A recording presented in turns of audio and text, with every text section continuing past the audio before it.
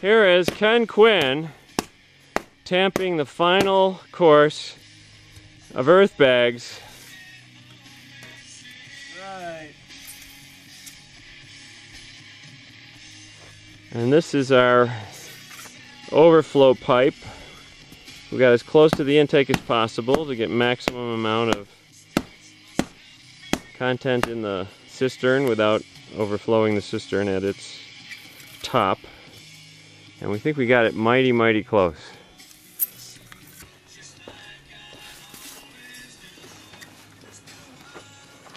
There's the connection for the future first flush valve right there. That's our overflow connection. Alright, this is the end of the day, Monday. Today's the 21st of July. Oh boy. So 2 full weeks and 1 day are past. We did our prep day 2 weeks ago today. Started bag work 2 weeks ago tomorrow. So 2 weeks into it, this is what we got. It's going to be very low profile, actually. That would be nice. I want it low profile. You know, from ground level, it's only going to be about, you know, actual ground level, a little over 5 feet. From here? I mean, if ground level was truly down here, yeah, maybe almost 5.5 feet. Because ground is about, what, half a foot more from where we're at. Well, this should be cool. And there's my bed rack at long last. Bag walls are as high as they're going, and then the bond beam is going to be wrapped inside this and over the top of the bag walls. So all the bag walls will be bonded in together with concrete on the top. And that beautiful round structure is just so elegant. So glad we decided to go round. And this is the tool storage room. No. Okay, today's Tuesday, July 22nd, I think is the date, and we're preparing for Ken's constructing the bond beam with Brian, the form for it, and we're moving gravel and sand up to the back north end of the structure using the Jeep as pickup truck. The form for the bond beam, taking in the exterior walls as well as the interior walls. Here's our new curvaceous retaining wall that Hank and I built today, and you can see the form for the bond beam.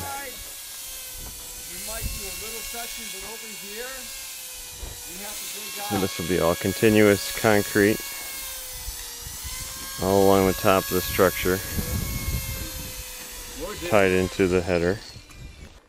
Okay, here's the view from the top, with preparations being made for the pour of the concrete bond beam, which is planned to be done this afternoon. There's the extended wing wall, so you can see how far out beyond the actual structure it goes.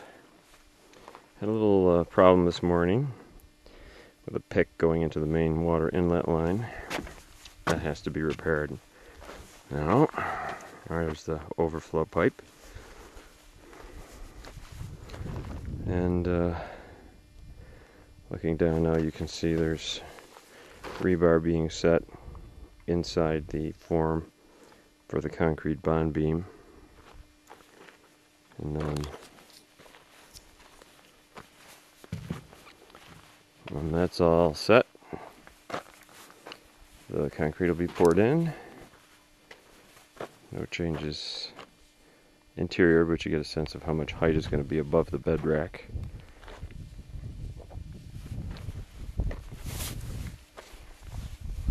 And there's that other extended wing wall with no backfilling.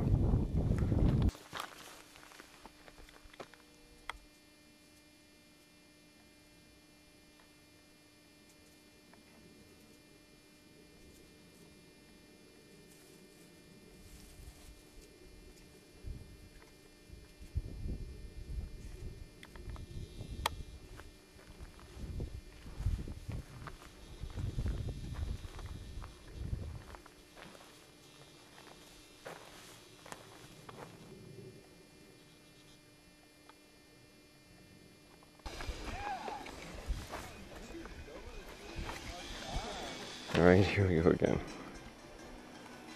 Bond beam is ready to go into this wild patchwork of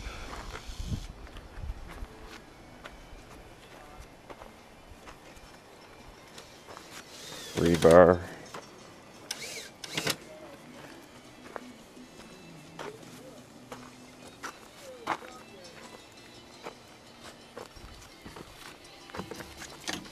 Just imagine the rebar higher up in the structure. Does it get lifted up along the way or what? Yeah. Should be, there's supposed to be some wires holding it up. It'll be held up about that much.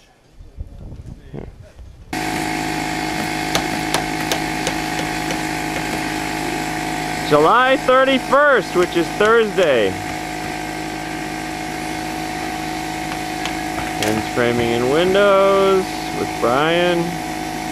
Nathan is making sand and gravel out of a combination of those two.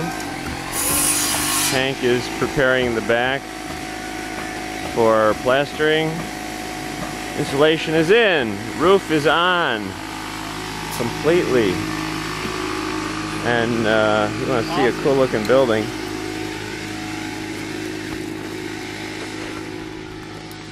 I'll give it back to you. That's the top of the cistern there. Look at this.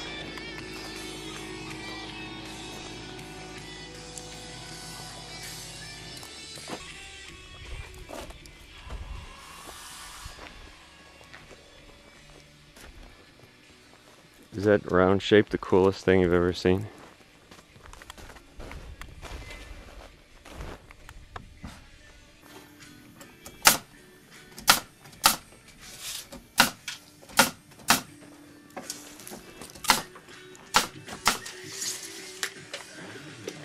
Bob, what can we do about that gravel? Where can we haul it? Well, we could put it where I put the rest of the gravel. Where's that? Out at the drive. Is it worth loading up your Jeep? No, you can't. Just wondering, because we could have that moved away would be great. Well, yeah, I think I can have it put in the back of the Jeep. Are you sure we got time for that? I don't have time for much, but I probably have time. We got one more day and then 12:30 on Thursday. Good. The glass is going in. We've got that piece in. Ken is now caulking for a full-size piece. I got a quarter. I'm gonna slide it here. Yeah, definitely slide it over some.